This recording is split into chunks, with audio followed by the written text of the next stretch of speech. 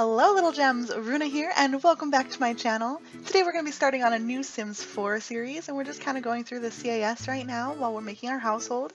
This is going to be our take on the Adulting Challenge, which was created by Ursala's Revenge.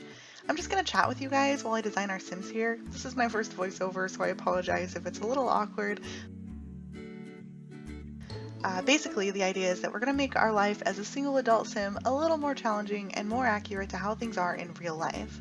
I'm going to go over the rules briefly here, but there will be a link in the description below to Ursala's introduction video, so be sure to check it out if you want to play along.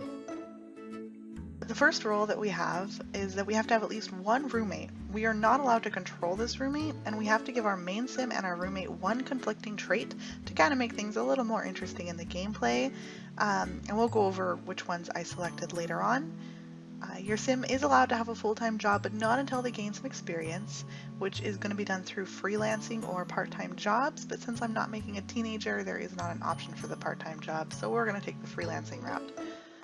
You're not allowed to eat any quick meals or free food. You have to pay for everything you consume unless you are at a community lot and someone's prepared some food, and in which case you're allowed to eat it. You're not allowed to go out and party or go out around town unless you had the day off or it is the weekend, because typically in real life after a day of work, all we want to do is come home, get in our pajamas, and just relax for the rest of the day. Every time we do go out and travel and there is a loading screen, we'll have to pay an Uber fee of $20.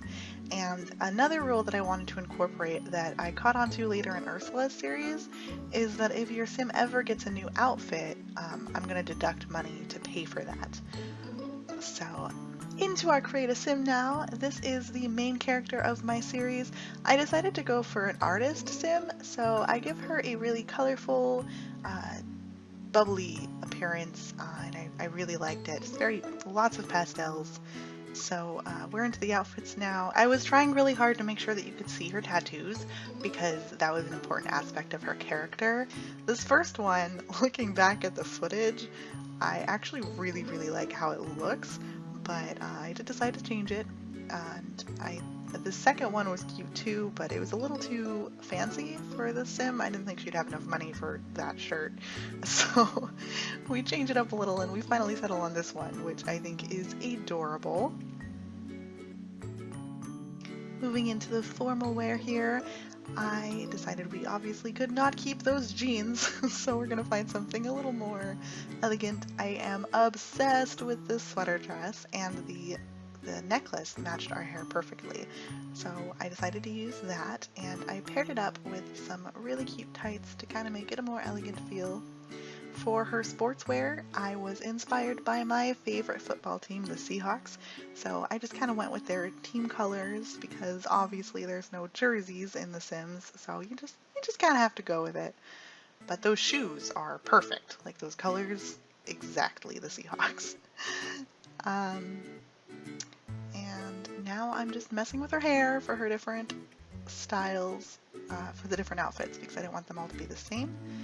And for her sleepwear, I was obsessed with this long shirt. It's just so cute and it's perfect for this character. And of course she has to have her adorable little kitty slippers and her Argyle socks.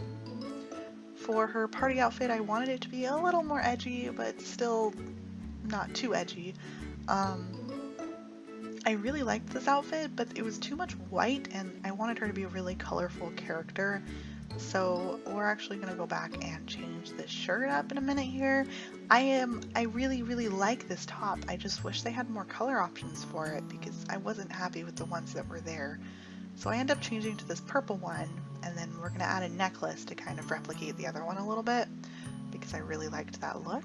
And then I found this one with an elephant on it, and I love elephants, so I had to keep that, and of course there was a purple option, so perfect. And this is what I decided to do for her swimwear. She's got to have her sunscreen on because she has freckles, which is proof that she burns easily. I decided to give her the artist aspiration, of course, because she's an artist, and that included the creative trait. For now I make her a slob, but we actually go back and change that later, and she is a vegetarian. I decided on the name Poppy Song because I thought it fitted her very well. So this is going to be Poppy's roommate, and I wanted her to be a little bit more reserved and kind of I guess, uptight compared to Poppy. So I settle on the conflicting traits pretty early on. It's one of the first things I do here. I decided to give her the trait of hot-headed because she gets angry when she's around like mischief or someone just acting really goofy. So I went back and changed the slob trait on Poppy to be goofball. And I found this dress, which I thought fit her character perfectly, and it was just adorable when matched with these really cute socks here in a minute. You may notice that I have a lot of custom content. I'm kind of obsessed. I don't have all of the links, so I can't really put them in the description, but if there's any item that you really like, let me know, and I'm pretty sure I could track it down for you. The other traits I gave her were perfectionist and music lover. So to kind of mix it up a little bit and take my own path on this challenge, I decided I wanted Poppy to be a single mother. So we're creating her little baby right now. I just thought it would add a really interesting dynamic to the series, and I haven't really had an opportunity to play around with toddlers yet, and I'm really excited to do that. So I was loving these tights on her, but I had a really hard time finding a shirt that I liked with them, and I didn't like them when paired with the socks, so we're actually going to change those later. I found this cat shirt, and obviously that had to stick. I am sensing a pattern here though. Poppy and her daughter both have a lot of cat things, so I guess this is a cat family. I'm okay with that.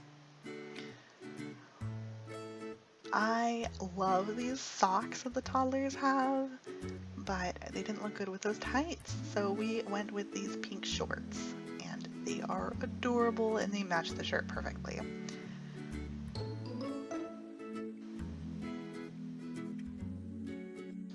So I actually decided to go in and change her hair because I didn't feel like it matched her face shape very well, plus it was a little too neat for what I wanted her personality to be.